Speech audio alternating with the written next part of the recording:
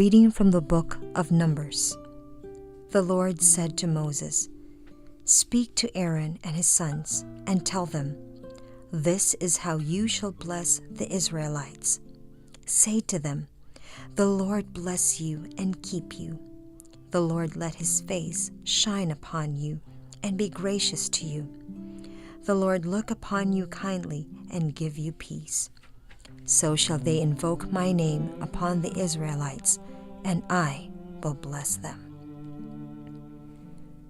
The word of the Lord.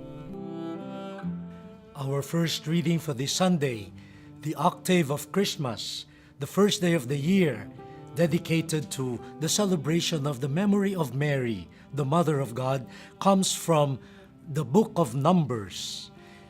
It depicts to us, it portrays to us, the blessing that is given to the people Israel by the priestly class.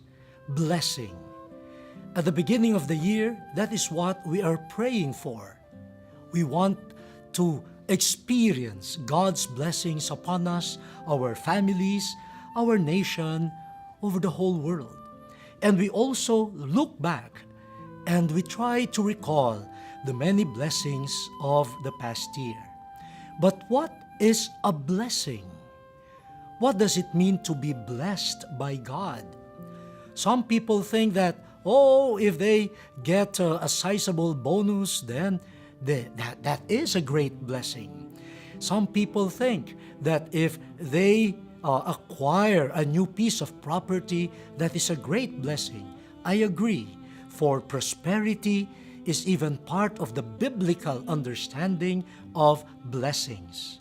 But in this particular passage from the book of Numbers, we find blessing as something that comes from God. It is not something. It is God's graciousness. It is God's presence. It is God's action in our lives. And we pray for that. Even if God takes the initiative in coming to us, our role is to pray, to invoke God's name, so that His blessing may be upon us. And the way the prayer of the priest goes, we are given an idea of what happens to life, what happens to human life when we are blessed by God.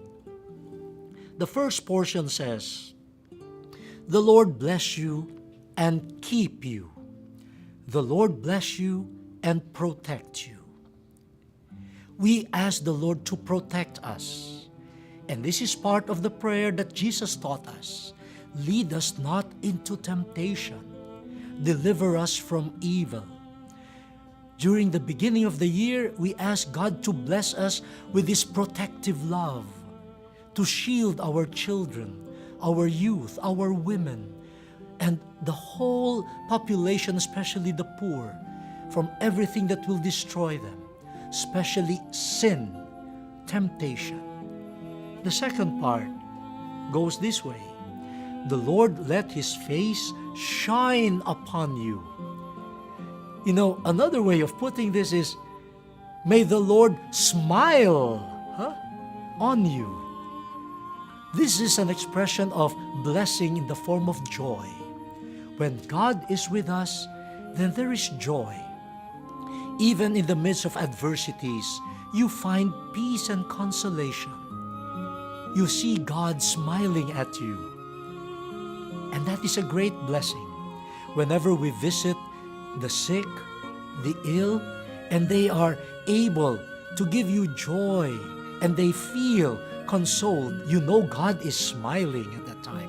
We hope the whole year will be filled with the smiles of God towards us. And finally, may the Lord look kindly upon you. Lord, be not harsh towards us. We are frail. We know we are fragile. Be kind to us. We are made of dust. Our capacities. Be kind to us.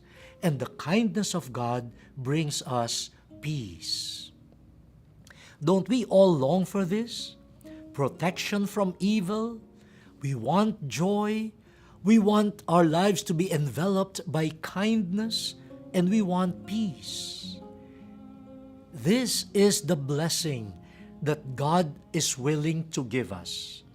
This is the life that God comes to bring to us.